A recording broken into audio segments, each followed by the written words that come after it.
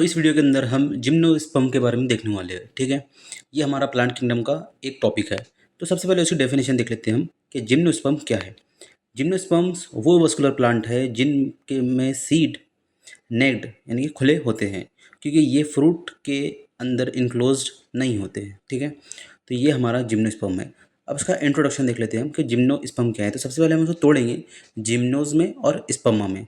तो जिम्नो का मतलब होता है नेक्ड और स्पर्मा का मतलब होता है सीड। ठीक है, तो नेक्ड सीड मतलब नग्न बीज जिसे कहेंगे उसे हम जिम्नोस्पर्म कहते हैं। ठीक है, ये सीड प्लांट के ये सीड प्लांट का एक ग्रुप है जिसमें सीड फ्रूट के अंदर बंद नहीं होता।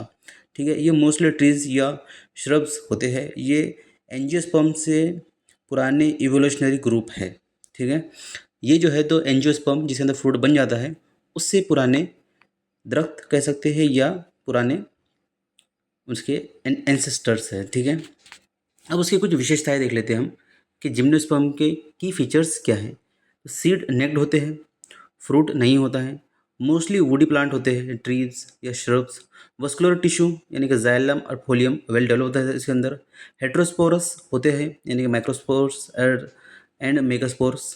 डबल फर्टिलाइजेशन नहीं करते हैं। ठीक है, ये डबल फर्टिलाइजेशन नहीं करते, ये चीज़ याद रखने की ज़रूरत है। इसके बाद में गेमेटोफाइट्स ज़्यादा रिड्यूस होता है। ठीक है, इसके बाद में इसका वर्गीकरण देख लेते हैं हम। इसको क्लासीफाई कितने पार्ट्स में किया गया है, तो 4 पार्ट्स में किया गया है। पहला कौन सा है, तो पहला है साइकेडोफाइट, दूसरा है कोनिफेरोफाइट, तीसरा है गिंगोफाइट और चौथा है नेटोफाइट। ठीक है, तो इस तरह 4 भागों में इसे क्लासीफाई किया गया है। उसके बाद में उसके उदाहरण देख लेते हैं। तो पहला है काइकस, दूसरा है पीनस, चौथा है गिंगो बिलोबो और पांचवा है एपिडेरा। ठीक है, तो ये उसके एग्जाम्पल्स हो गए।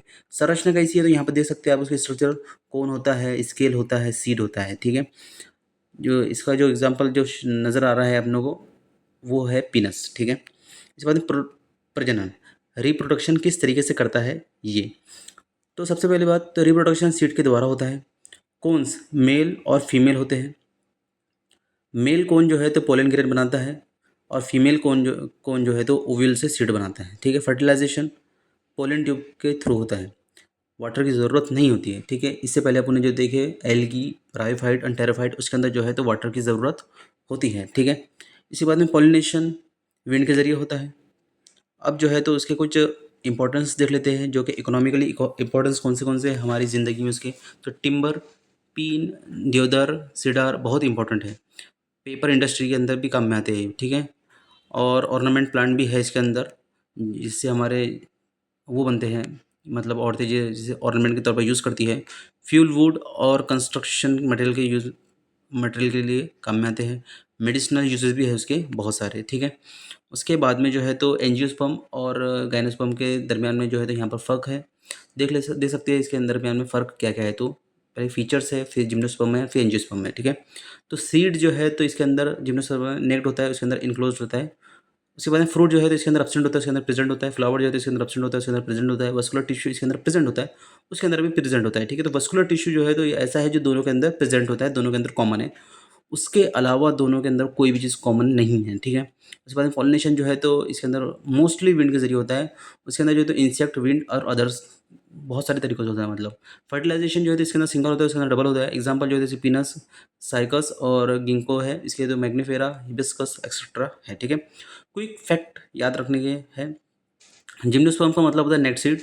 ये 300 मिलियन ईयर से भी पुराने हैं। ठीक है, इन्होंने एंजियोस्पर्म के आने से पहले पृथ्वी पर डोमिनेंट रोल निभाया है।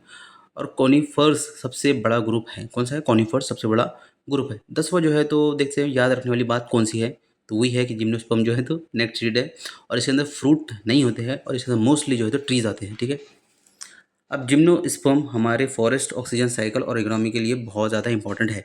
तो इस तरह हमने जो है तो इसे कंप्लीट देख लिया है। उम्मीद करता हूँ आपको ये पसंद आया होगा। पसंद आया तो लाइक शेयर सब्सक्राइब कर सकते हैं और इसी तरीके से और भी आपको वीडियोस देखना है तो हमारे चैनल पर जाकर देख सकते हैं। टेस्ट सीरीज़ जो है तो चल रही है, अगर आपको चाहिए तो वो पेड होती है। तो आपको जो है तो 7410741802 पर जो है तो व्हाट्सएप करना पड़ेगा, आपको प्रोवाइड कर दी जाएंगी। ठीक है।